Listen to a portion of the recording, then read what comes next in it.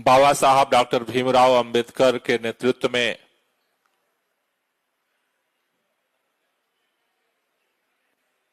भारत के संविधान का आज स्थापना दिवस है, संविधान दिवस है। और उसी दिन आम आदमी पार्टी की स्थापना हुई। ये संयोग नहीं था, सोच समझ करके इस देश के अंदर भ्रष्टाचार विरोधी आंदोलन के गर्भ से पैदा हुई आम आदमी पार्टी का नाम जब रखा जा रहा था, उस समय ये बात साफ साफ दिखती थी कि भारत के अंदर बहुत सारे लोगों ने तरक्की की है। भारत के अंदर भी बड़े बड़े बैंक अकाउंट वालों की लंबी फहरिस्त है, लेकिन जिन लोगों की कुर्बानियों के दम पर यह देश आजाद हुआ, जिनकी कुर्बानियों के दम पर भारत के अंदर अपना संविधान बनाने का, संप्रभु भारत के निर्माण का रास्ता साफ हुआ, वो आदमी अब भी उसी तरह से घुट घुट करके जी रहा है जैसे अंग्रेजों के गुलामी के दौर में जीता था। इसलिए अरविंद केजरीवाल जी ने दो निर्णय लिए। एक, पार्टी का नाम आम आदमी पार्टी होगा और आम आदमी पार्टी बाबा साहब भीमराव अंबेडकर के जो सपने थे, जिसको उन्होंने प्रस्तावना के रूप में भारत के संविधान में सबसे पहले पन्ने पर अंगीकृत किया, अंकित किया, उस प्रस्तावना को, उस लक्ष्य को हासिल करने के लिए आम आदमी पार्टी का स्थापना जो है उस संविधान का संकल्प लेकर के 26 तारीख को किया गया। हमें इस बात की खुशी है कि अरविंद केजरीवाल के नेतृत्व में भारत के अंदर जो संविधान के दिवस के अवसर पर आम आदमी पार्टी बनी। आमतौर पर लोग कहते थे, जब भ्रष्टाचार विरोधी आंदोलन जब चल रहा था इस देश के अंदर, भ्रष्टाचार के खिलाफ जब लड़ाई आगे बढ़ रही थी, तो बहुत सारे लोग कहते थे जब तक लोगों को सत्ता नहीं मिलती है तब तक सभी ईमानदारी के नारे लगाते हैं, लेकिन जब अवसर मिल जाता है तो बेईमानी के रास्ते खुल जाते हैं।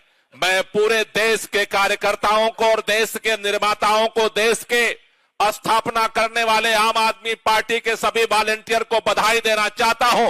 हिंदुस्तान की पूरी हुकूमत ने सत्ता के संचालन के बाद आम आदमी पार्टी और अरविंद केजरीवाल के घर से लेकर के हिंदुस्तान के कोने कोने, चप्पे चप्पे पर छान लिया। और इस सारे स्क्रूटनी के बाद आज इस मुल्क के अंदर एक संदेश गया है कि सत्ता के बाद भी कोई ईमानदार रह सकता है, कोई पार्टी ईमानदार रह सकती। मैं जिम्मेदारी से कहना चाहता हूं, मुख्यमंत्री छोड़ दो, मंत्री छोड़ दो, अगर भारतीय जनता पार्टी के एक पार्षद का भी ईमानदारी से जांच हो जाए, भारतीय जनता पार्टी का एक भी नेता ऐसा नहीं है जिसके आप सबूत ना मिल जाए। लेकिन अकेली आम आदमी पार्टी है, इन तमाम तूफानों के बाद भी चट्टान की तरह सीना तान करके खड़ी है। और वह इसलिए खड़ी है, भारतीय जनता पार्टी के पास सत्ता के सीबीआई की ताकत है, ईडी की ताकत है, पैसे की ताकत है, नफरत की ताकत है। लेकिन कल भी आम आदमी पार्टी के पास ईमानदारी की ताकत थी, आज भी ईमानदारी की ताकत है, और कल भी ईमानदारी की ताकत से इस हिंदुस्तान के अंदर नई राजनीति की इबारत लिखेगी आम आदमी पार्टी। इसलिए आप सब लोगों को इस मौके पर बधाई देते हुए एक ही बात कहना चाहता हूं, भारतीय जनता पार्टी को और देश के तमाम नेताओं को अरविंद केजरीवाल के शरीर से डर नहीं लगता। इन सभी हुक्मरानों को अरविंद केजरीवाल के विचारों से डर लगता है,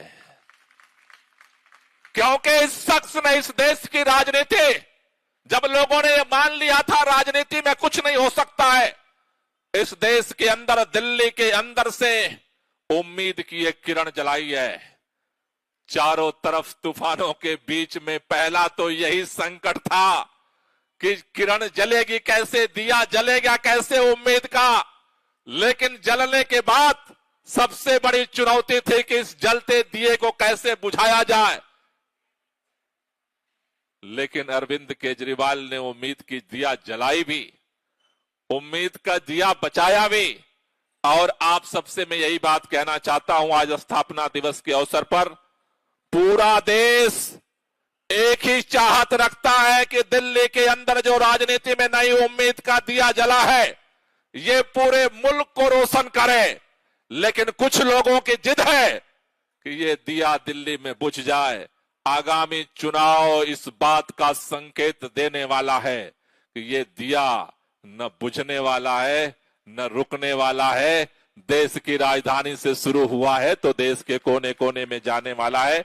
मैं आज पार्टी के स्थापना दिवस के अवसर पर पूरे देश भर के कार्यकर्ताओं को बधाई देना चाहता हूं कि इन तमाम संकटों के बीच में जिस तरह से आपने साथ दिया है, जिस तरह से एकजुटता का परिचय दिया है, आज वो ताकत, वो हिम्मत मिल करके आगामी लड़ाई के लिए हमारी ताकत बनेगी। आप